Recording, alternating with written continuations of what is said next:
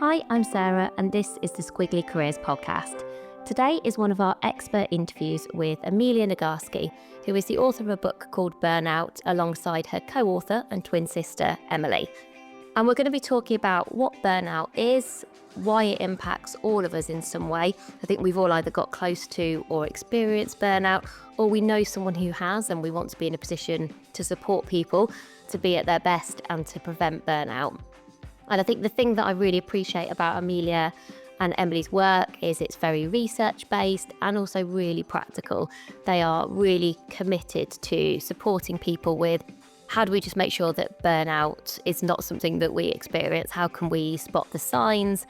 And what can we proactively do so that we don't get to burnout, which is not good for us in so many different ways. So I hope you found the conversation interesting, and I'll be back at the end to say goodbye.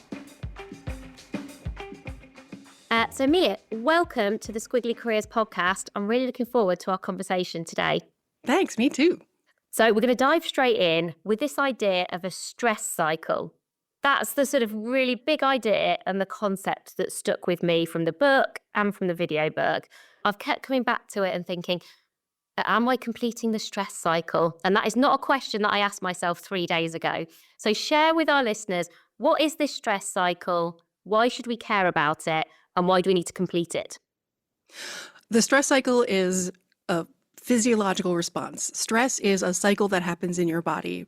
When I was under tremendous stress and not dealing with it well, had this false belief that stress was like an imaginary idea. Stress is just a thing that's out there and happening to me. No, stress is a cycle that happens in your body. It came to humanity in the environment of evolutionary adaptiveness, where a little proto-mammal would be, at the river and see in the distance, oh my God, there's a scary, scary animal. It's got fangs and claws and it can run 40 miles an hour. And here it comes right after you. And what happens in your body then is this cascade of adrenaline and cortisol and glucocorticoids, just this stress juice that changes every system in your body to prepare you for fight or flight. And this, when I say every system in your body, I mean the ones you'll be consciously aware of, such as you can feel your cardiovascular system, your heart pumps, your breath gets deeper to deliver oxygen to your muscles so that they can work more efficiently. But there's also systems that you're not consciously aware of, like your immune system, for example. When you're under stress, your immune system knows, in the environment of evolutionary adaptiveness, that malaria doesn't matter right now because here comes something with saber teeth, right? Your reproductive system takes up a lot of energy. So in that moment of fight or flight, the stress response tells your reproductive system, hey, we need all that energy to flee, because who cares about babies if we get eaten by this thing that can run 3 times as fast as we can? And it works. With all of those physiological changes, we run faster than we ever knew we could. We leap higher than we ever thought we could. We jump, we climb, and we hide in a cleft of the rock, and we look out, and there the animal is walking away. Teeth and claws sauntering away, satisfied that we have left its territory. We have used up the physiological response to the thing that caused and initiated that stress response. We used it all up, and this is how we have completed the stress response cycle. Initiation, the flood of chemicals, acting out what our body is prepared to do, and then returning to our baseline. That's the complete stress response cycle. And it matters to us now very much because we are no longer in the environment of evolutionary adaptiveness. We are now in an environment where the thing that causes our stress is the pings on our phone and the emails from our boss and the deadlines and the trying to manage relationships with coworkers, right? And that stuff cannot be fought or fled from. That stuff has to be treated with smiles and patience and filling out forms and standing in line. And the good news is that our bodies can complete this stress response cycle in totally separate processes from the system that we use, the process that we use to deal with the thing that initiated the stress response. And that's really good news, because otherwise we're just getting the stress from this work environment that is so stressful. And our bodies have that same response that they did when it was something saber-toothed that could pounce on us from 20 feet away. And our bodies can't act on that because it's not safe or healthy for us to be fighting and flighting all the time. Otherwise, where do all those chemicals go, right? What happens to that visceral state? It gets stuck in our bodies is what happens. And that's really the definition of burnout, is getting stuck into stress. Our bodies, as I've just told you, our bodies are designed to manage stress, to feel stress, to experience stress. So it's important to know that stress is not the enemy. It's getting stuck in stress. So let's work that through. Let's imagine, and I suspect most of our listeners won't find it that hard to imagine because we've all had this. We've got a colleague that we find very difficult, and there's friction, and we have to spend time with them. So we kind of have no choice, but we maybe dread those conversations. They always feel really difficult. We know they cause us stress. We also know we can't, to your point, run away from that person. Unfortunately, I don't have that choice. That can build up. It can be, and I've definitely kind of experienced that, is, as you say, in those moments, you respond professionally and you kind of react in the right way and you try to be very constructive, but you're sort of left with all of this sort of stress that you almost, like you say, you're physically tense and, your shoulders go up and all of those things that we all sort of recognize. And I felt like one of the things that really connected with me from reading your work is going, you've got to figure out then that last piece of the puzzle. That's almost the bit that I feel like we're missing because we're in the context that we're in. It's recognizing, okay, I might not have a choice about working with that person. I can't kind of get rid of that. But what I do have a choice about is sort of completing that stress cycle. So in that example, what are the sorts of things that I could then do that would help me with that last piece of the puzzle? There are so many things. In the book, we have just a long list of evidence-based strategies, but of course there are more that haven't been researched. But I'll start with the most common ones. At a population level, the most effective way to complete a stress response cycle is when you're being chased by the lion, what do? You run. Physical activity is, at a population level, the most efficient way to complete the stress response cycle because it allows your body to go through the process of moving you from danger into safety. Any kind of movement you do, it can be literally running, biking, walking. It can be yoga. It can be dancing it out to Beyonce in your kitchen. Any kind of movement reminds your body that it has the capacity to move you from danger to safety. You read this advice all the time. Exercise is going to help you manage your stress. But I do want to emphasize that this does not work for everyone and that a lot of people just don't have access to this. So my sister and I wrote this book together. Emily is my identical twin. We were raised in the same household, and she has all her life been able to, go out for a bike ride and come home and feel the weight of the world lifted off her shoulders. And she feels like she's one with the sky and the clouds and the fields of Pennsylvania where she went riding.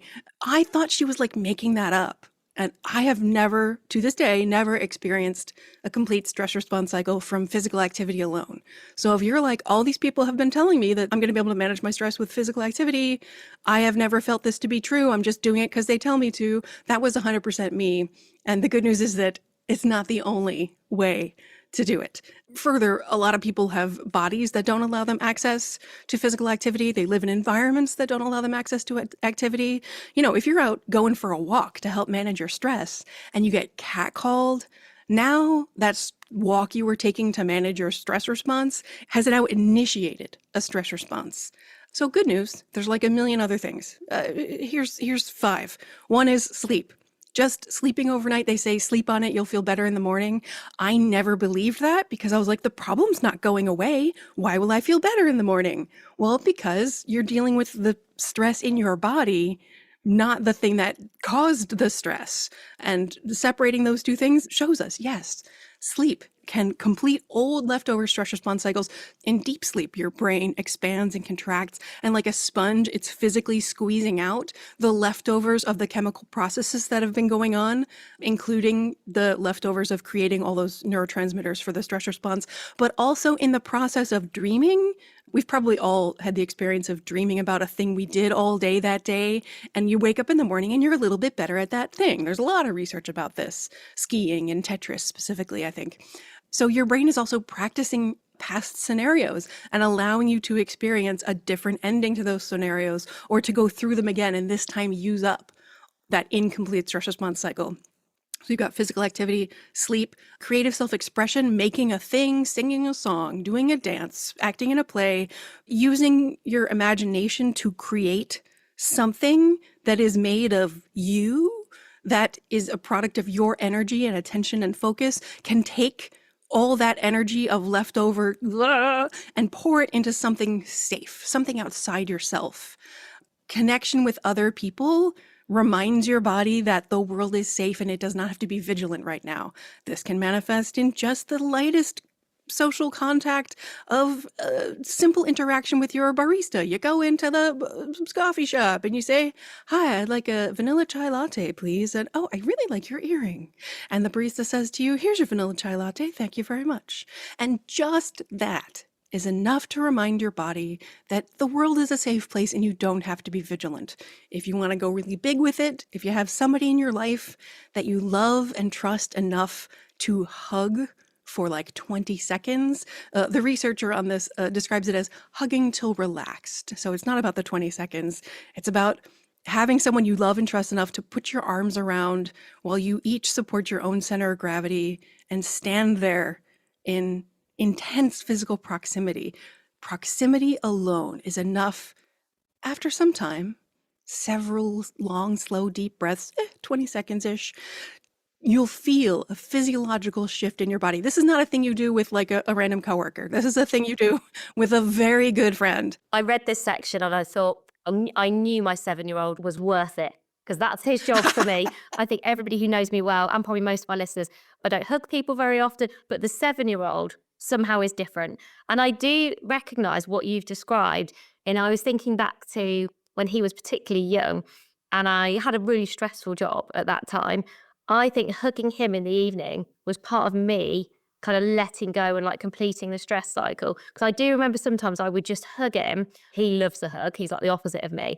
And then you do just think, oh, it's probably all fine. Everything's going to, like the sense of pragmatism and the kind of big pictureness that comes from that, the perspective that comes from that.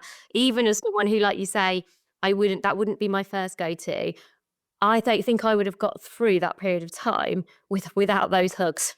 That's exactly right. And it might feel like a cognitive philosophical change, but what's really happening is a very deep physiological bodily shift from a state of the sympathetic nervous system, fight or flight, into the ventral vagal state of ventral connection to other people. And you can't enter that state unless you feel safe.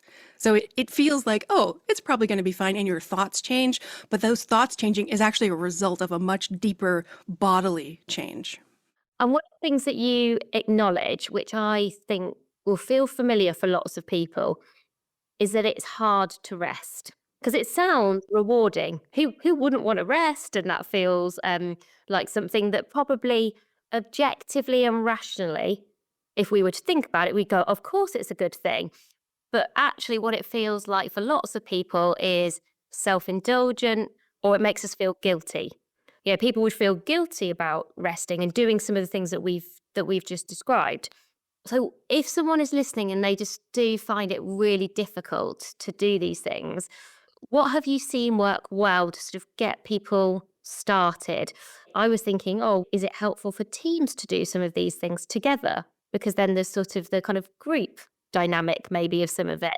Or if people start sharing what they're doing, maybe it becomes more acceptable. That is the only way that it happens.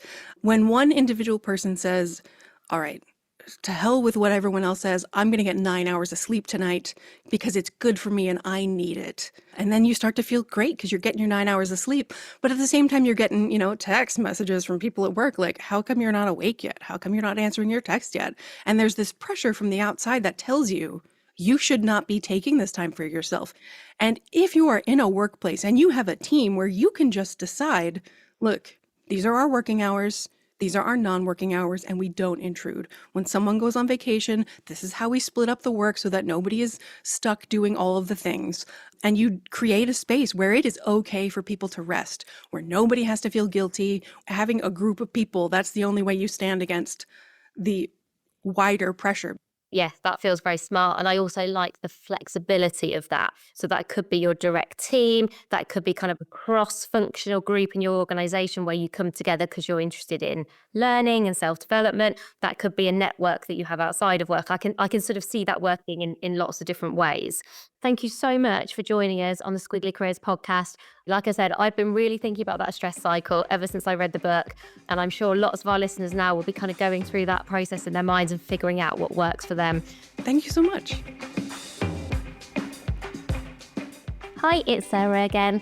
I hope you enjoyed that conversation with Amelia and found it helpful, and it's made you reflect, as it did me, on what it looks like to complete your stress cycle. Maybe if you're listening to this in January 2025, what is one thing that you could commit to that you know now, having listened to the conversation, will just stop burnout kind of creeping up on you? Hopefully you're now in a better position to spot the signs and the signals, and also to do the same for other people too. But that's everything for now. Thank you so much for listening, and we'll be back with you with another episode of the Video Book Club next week and another expert insight too.